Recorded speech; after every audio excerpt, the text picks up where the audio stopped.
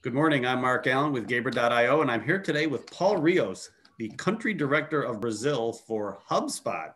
Good afternoon in your case, Paul. How you doing? Good. Yourself? I'm doing well. Yeah. What's the big V on your hat stand for? I'm assuming that's a V. No, it's just a logo for a company called Thrive Snowboards that my friend started out in Lake Tahoe a few years Hmm. ago.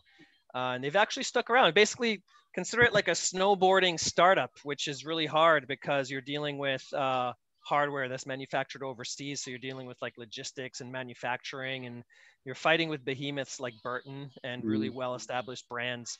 Um, so don't tell him, or I hope he doesn't listen to this podcast, but I didn't think he was going to make it. And they've been around for like 7 or 8 years now, and they got some good sticking power. It's pretty awesome. Cool. Well, good for it. Well, next I'm about 4 hours from Lake Tahoe. Next time I'm up there, Yeah. I'll look them up. Yeah, maybe you should interview him. Yeah, you never know. So to start with, can you share a brief background of yourself and your work experience? Yes. My background's actually kind of a fun story to tell. I'll try to do the condensed version, but basically, as a small kid, I always wanted to be an engineer. I thought engineering was, the pinnacle, when it came to professions. Um, and I studied engineering in undergrad. I got a master's in engineering, became a diesel design engineer at Ford Motor Company. Hmm. And after many years of study and a couple of years of being an engineer by profession, I found myself pretty unhappy. Um, the crux of it is that as engineering as a discipline of study teaches you to be innovative and think outside the box, things like that. And then engineering as a profession, at least when one starts out just after college, is quite the opposite. Mhm. There's a lot of constraints placed upon you. In my case, designing components of a diesel engine, I had physical constraints from the components around me. When I tried to use innovative materials, I had constraints from the finance department who Hmm. preferred cheaper sourcing. And I was very frustrated. I was like, man, this wasn't, I thought I was going to be building these like pioneering, amazing new things. And, I Hmm. felt just literally very constrained. So that was right around the crash of the automotive industry in the United States. And it really made me start to think about market dynamics, supply and demand. I think I tell a lot of people that as a young engineer, I fell into the fallacy of thinking like if you build something cool enough, people will just inherently buy it. They'll see the value of it and it'll sell like hotcakes. And that's not the case. And so, yeah, I think the whole auto industry had a big reckoning at that point. They were selling a lot of SUVs and pickup trucks, and the market was asking for different vehicles. There was Hmm. a big shift in supply and demand. That piqued my interest in marketing and sales, and I said, hey, you know what? I'm not happy as an engineer.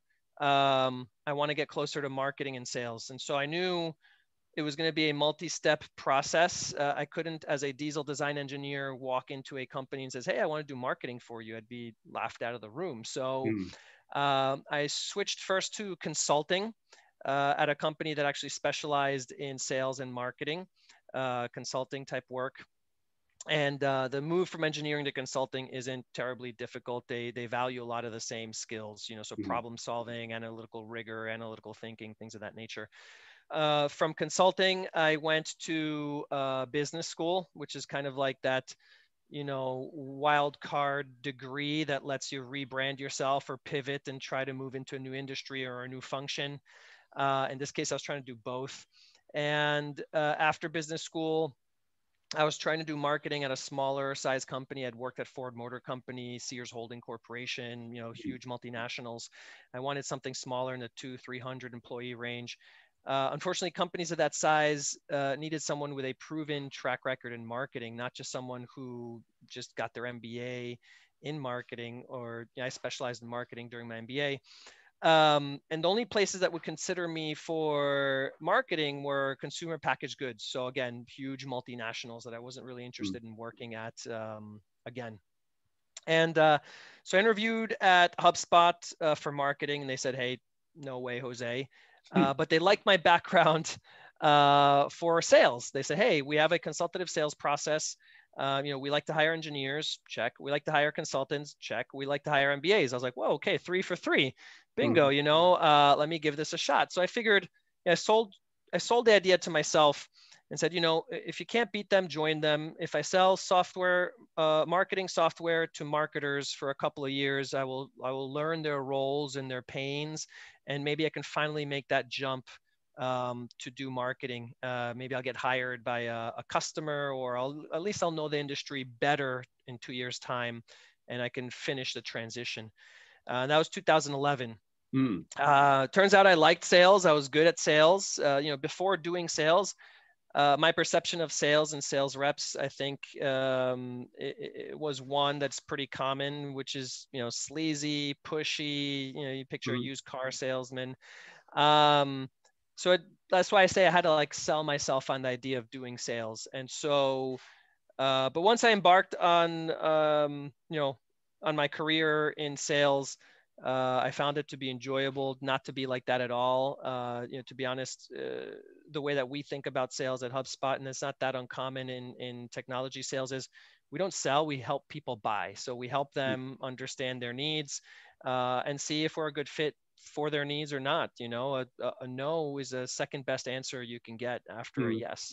So before I go much further, I think I'll kind of leave it there, and I don't know if you want me to go deeper in any one of those areas that I covered. No, that's good. Actually, the worst answer you can get is let me think about it, because that always means no, but they're going to drag you out, right? Oh, absolutely. So, you missed something when they tell you that. Yeah, and just out of curiosity, does Ford actually have a diesel vehicle? I can't think of one offhand. Pickup trucks. So I was designing diesel engines for their F-250s and F-350 Super Duties. The big one. Yeah, and I'm pretty sure they're going strictly to the pickup truck, right? They made that decision, if I'm not mistaken. And maybe a couple SUVs. Oh, yes. Yeah, so actually I was part of a team that pitched the idea of a diesel engined sedan. But that didn't really gain a lot of traction. Yeah, interesting. So I mean, your territory is Brazil. You're in the Massachusetts area. So what has been your experience with remote employment? I assume you have some experience in this. Yeah. So as we were talking before jumping onto the podcast, HubSpot's always been remote friendly. And when I hired into HubSpot, I wasn't hired to cover Latin America or Brazil. I was covering the US, right? At that time, pre-IPO, we were pretty small. We didn't have international sales teams. We didn't even have any international offices. We have many now. We only had our headquarters in Cambridge. But we're an inside sales organization, meaning we don't do field sales. We don't travel. What we're doing here right now is very akin to how we sell. And so from day one, we had a lot of comfort being on the phone, being on teleconference, and Zoom didn't exist back then. And so when I had the opportunity to launch our Latin America sales teams and our Brazilian sales teams, we didn't skip a beat. Instead of the person on the other end of the line being in Iowa or Ohio or California or Michigan and speaking English, these individuals were sitting in Argentina or Brazil and speaking Spanish or Portuguese. So the nuances of the market you're selling into change, but the mechanism of inside sales that didn't really change. And then as the world evolved and more companies became comfortable with remote, we started to realize that if this is how we're going to sell, you don't also need that, the other sales reps or your manager to be sitting right next to you. You can coach and train and do one-on-ones in this format as well. And then, obviously 2020 vastly accelerated that for a great many companies. Yes, that is an understatement to say the least. So on that note, what do you think is the future of remote employment? I think sorry, this is remote work in 2020. Yes, it is. My daughter just wrapped up her kindergarten classes for the day. Hello. Can you say hi? So I think it's a hybrid, right? I think some people are screaming from the rooftops that everything's going to be fully remote in the future. I don't think that's the Mhm. case. I think there's still a lot of value to being proximate in an office and seeing your colleagues face to face. To be honest, I miss that. I've been Mhm. remote, full-time remote since March. Before that, I would work, maybe 2 days a week from the office and 3 days a week from home. So I miss, the chatting over a cup of coffee and things like that. Um, so I think it's going to be a mix of the two, with people working, maybe mostly remote, and then maybe for a couple of days a week, or maybe a week a month, or here or Mhm. there, going to a centralized location. I do advise some startups that have dispersed sales teams, and that's what they do. If the team is fully remote, they still try to get together a couple of days a month, and build those bonds in a more old school way, being face to face. Yeah, and that brings up the next question. I mean, what does HubSpot do, and what is your role in the company? Great. So without going too deep, HubSpot is a software company. We started with marketing software to help companies generate demand online. Our suite of services has expanded over time. We now have sales software, CRM, customer support service software. Um, And I'm in sales. I'm a sales leader. So I started as a sales rep, individual contributor, went into sales management, and now I run a geography. I own the revenue that comes out of Brazil. Wow, that's a lot of responsibility, I would think.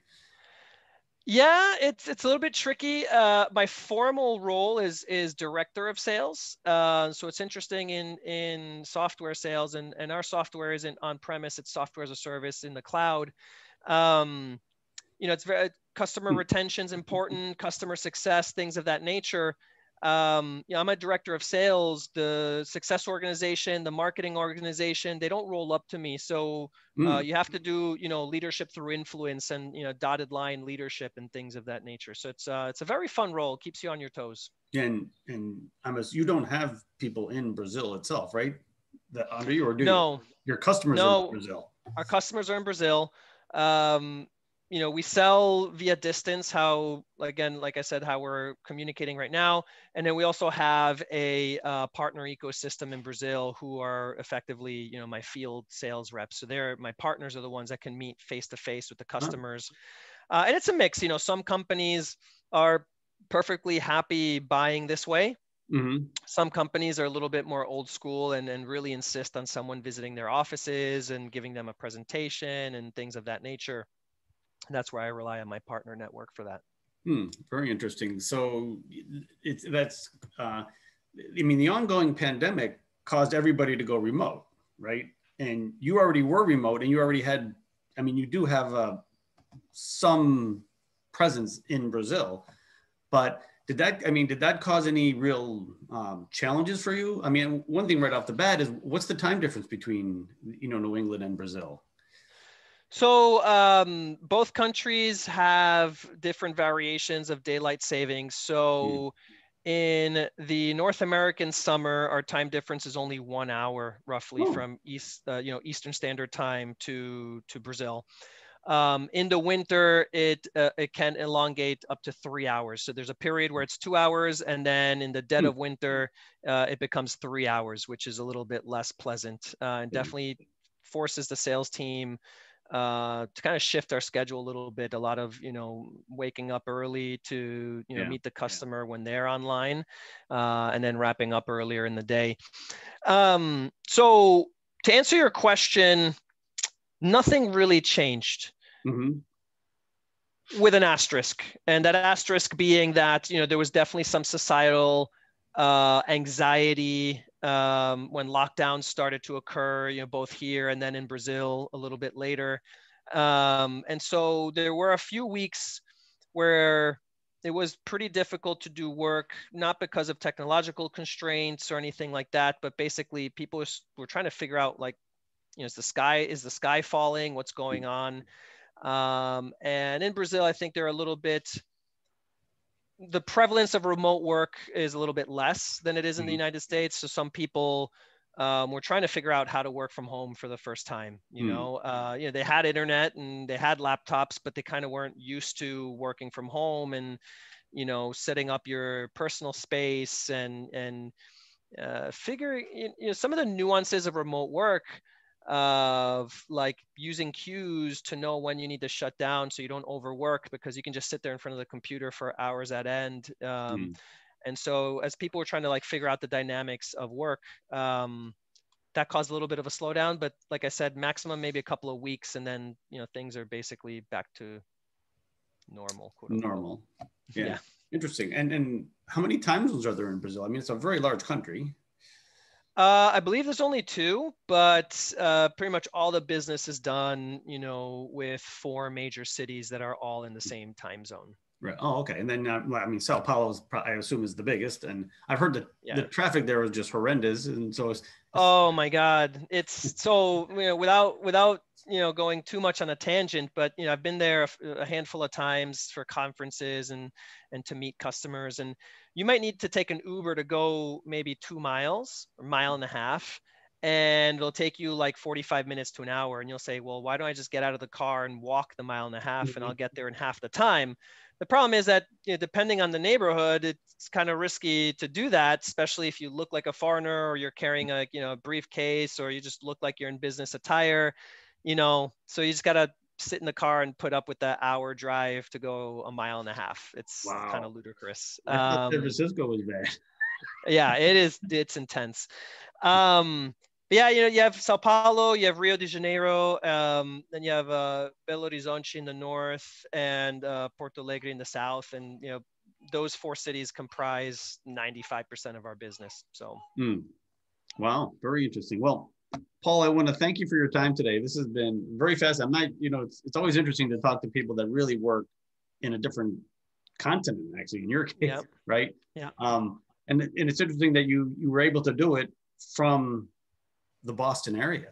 That's I think the in closing, I think the biggest change for us when it comes to remote work is our day-to-day work hasn't changed much. It's companies, and ours in particular, being more and more open to hiring people outside of centralized hubs. And I think that the access to talent is much improved when you're willing to hire a Brazilian who lives in Florida, and we don't have an office in Florida, and being okay with that person remaining in Florida. So access to talent, I think, is the biggest thing. In our day-to-day work hasn't really changed much. I think the impact of remote comes more down to talent and hiring and retention. And what about your customers? Are they more open to it now? I mean, I don't really know. Yes, Brazil. For sure. In Brazil, I think a lot of naysayers have realized that it is possible. It may not be the preference. There's still, obviously some hurdles and challenges to get used to. And like we said at the beginning, it's not like an all or nothing, a zero-sum game, like you're remote or you're not. They're definitely, the vast majority of our customers are much more open to remote or part-time remote and things of that nature. Whereas in the past, there was not working not from the office was just like a non-starter. Now, people are open to variations of it. And is Brazil still in lockdown?